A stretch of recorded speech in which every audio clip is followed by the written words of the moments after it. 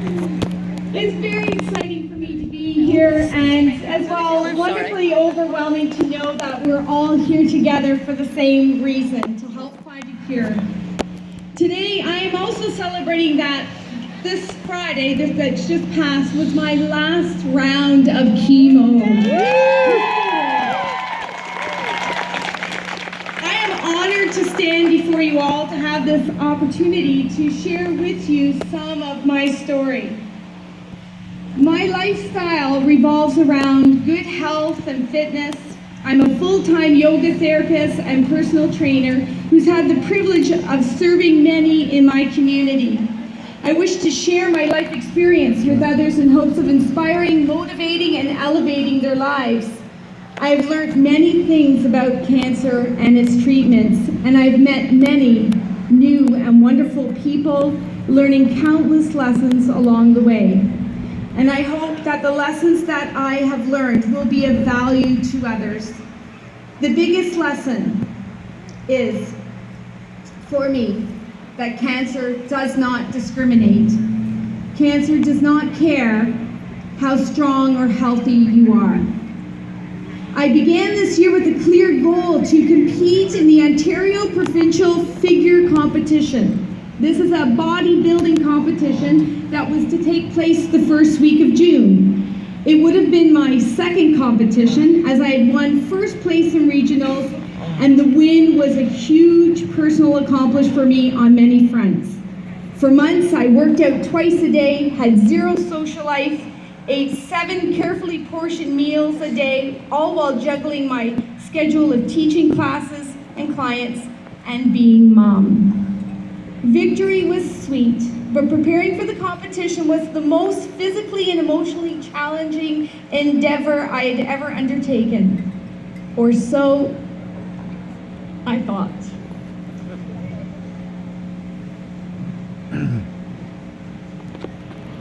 Little did I know that my greatest challenge was just around the corner. At the end of January, I discovered a lump on my right breast. I was concerned but not overly worried, because at the time, sorry,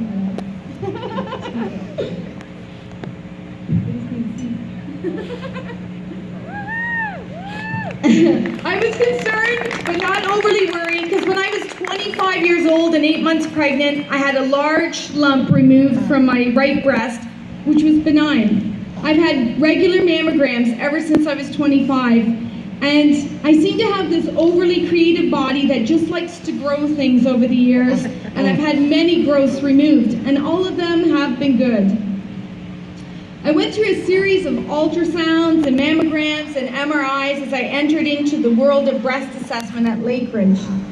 I had only discovered 1 lump in my right breast. They quickly had discovered 7 more in my right and 2 more in my left. I was floored. How was it that this could sneak up on me so quickly? I continued to train hard throughout the winter months for my competition, because I thought the biopsy, which was scheduled, was sure to be benign, as they had been in the past. I even recall being very upset with my doctor telling me that I had to take 5 days off from training rather than the 2 I thought that I was only going to have for downtime. I mean, really, I was focused on training, and all of this stuff was just getting in my way. Despite the support shown by my Alex, my parents, in coming to all my scans, I would not let them accompany me when meeting with doctors and surgeons to discuss results.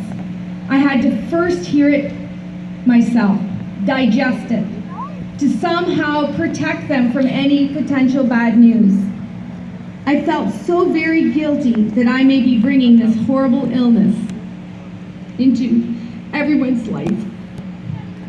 I felt I had to shield them from it. The results of the biopsies came back fast, and I had an appointment with my surgeon on a Monday to get them, but to wait a weekend seemed like an eternity. So I managed to have those results faxed over to my family doctor, who was working in urgent care. And I remember that I felt very sorry for my family doctor. as I was making him break the bad news. I was indeed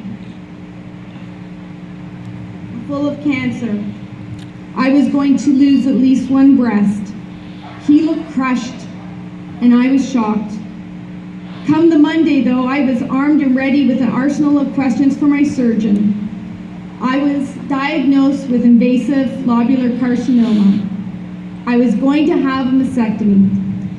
I was going to have to stop training. I would not compete. I was going to have to stop teaching and find replacements for all of my hard-earned contracts and clients. My life was being interrupted, and yet it never dawned on me that my life was in serious mortal danger. I was not afraid, for as I've eventually discovered, you cannot fear something that you do not believe is real. I was going to just do whatever treatments they threw at me because I was healthy, strong, and as fit as I'd ever been. I was even practicing yoga up to minutes before my mastectomy, as I knew I wouldn't be able to move for a while. And during my recovery from surgery, I had learned to take advantage of the support that was being offered to me.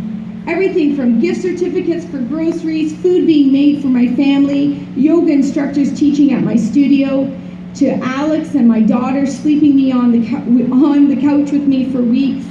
I was never alone. I received so many thoughts from friends and families that in our home we constructed a tower of cuteness to house them all, to cheer me up on a daily basis. And we also found humor in everything to keep our spirits high as we waited for pathology results. For instance, there are perks to having one breast. You get 2 profiles. It is much easier to button up shirts, for sure. There's also only 50% chance of nipple pop. And this was sure to improve my golf game. The education offered to me at the breast assessment group at Lake Ridge gave me a lot of material to read during my recovery and to prepare for next steps. The next best thing was to visit my oncologist, and again, I did not allow my family to come into the room with me, as I had to hear the news first. The pathology report was very detailed, and one of my tumors, the one that I found, was over 8 centimeters. I was blown away. I had stage 3, grade 2 breast cancer, and the breast cancer was also found in my lymph nodes. Then we went over the mortality rates, something I just never really thought of, and it hit me hard. There was a very real possibility that I could die from this. Chemotherapy, tamoxifen, radiation would improve my chance for survival. I had to seriously shift my focus. I had a new challenge in my life. My goal was to survive, and chemotherapy had become my new stairmaster. In this battle, I would suffer temporary losses. I would not be able to return for work for many months. I would lose my hair. I would have this PICC line inserted into my arm, which severely limited my movements. And I would be forced into early menopause thanks to treatments. In my attempt to gain control, I opted to cut my long, lovely hair before it had a chance to fall out. And I have to tell you that losing my hair was so much harder for me than losing my breast. This summer would be the toughest summer of my life. My new friends at Hearth Place quickly became part of my support system. Together, we cried, we laughed, and we learned a lot by sharing with each other our experiences during treatment. And at the end of July, when I got my PICC line out halfway through chemo, I thought, why not do the 5K Run for the Cure? I was thinking once my PICC line was removed, I'd be more active. I had done the run before, I had time to train. This is what you call a perfect example of denial. as not only chemo had reduced my white blood cells, which take care of my immune system, but also my red blood cells as well. And these are the cells that carry oxygen to your hard-working muscles. I was just winded walking around the block. And also, my last chemo was 2 days before the race. So that's some denial there. Sharing this with my group at Hearth Place, I realized that this was not an attainable goal and I would have to adjust to be more realistic.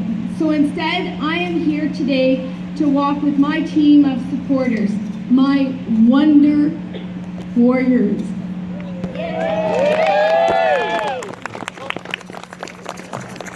Chemotherapy indeed has been a roller coaster. Instead of pumping my body with vitamins, antioxidants, health supplements, I was now attempting to starve cancer cells and deprive them of growth. My physical body would suffer and continue to become more deconditioned. Come August, I started to become angry as denial was leaving me. I was mad. I went from climbing 300 flights of stairs, 300 flights of stairs, every day. I miss that. And now I'm just winded going up one flight. The side effects of chemo were wearing me down and fear was setting in. I was no longer feeling strong. Cancer has most definitely humbled me. I recognize that my caregivers have been as much a part of this diagnosis as me. They too have felt fear and uncertainty. And today I honor my caregivers, which are my family and friends and students, as their love and support have pulled me through these difficult times. And especially to my Alex. He has been with me every single day and every night. I know more than ever just how lucky I am to have such an amazing man by my side. He is someone who looks at me bald and weak and still tells me that I am gorgeous. And whether he knows it or not, he has given me great memories through this really rough time. For the last 6 months, I've been trying to fight the fight. We hear that all the time, fight the fight. But what did this really mean? What was I fighting exactly? Chemo was definitely doing its job, but what was I to fight for? What do any of us fight for when we're in this battle?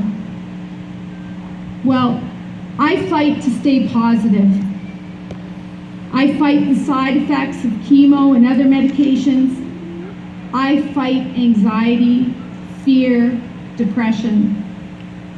I fight to regain my self-confidence. I fight to recognize the bald-headed person that stares back at me in the mirror every day. I fight to embrace the changes of my life. I fight to accept transformation. My goal is to be a survivor. I still have further to go. I intend to use my experience to help others to fight, to support others that must endure this, and to help them heal. I am grateful for whatever I've learned during this fight. And together, all of us, together in the presence of despair, we can find hope. In the presence of fear, we can find courage. And in the presence of weakness, we can find the strength needed to persevere, to fight. I thank you all for being a part of this fight that will help continue to support those of us who suffer and to be the driving force in helping overcome breast cancer. Let's go.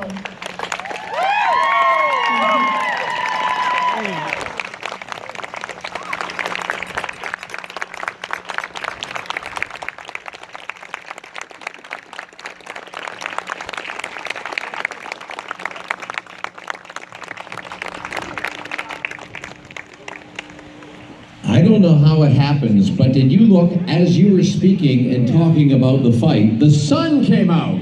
courtesy of Leanne. How about that? All right, now as she's getting set up, Maureen is going to come up and speak.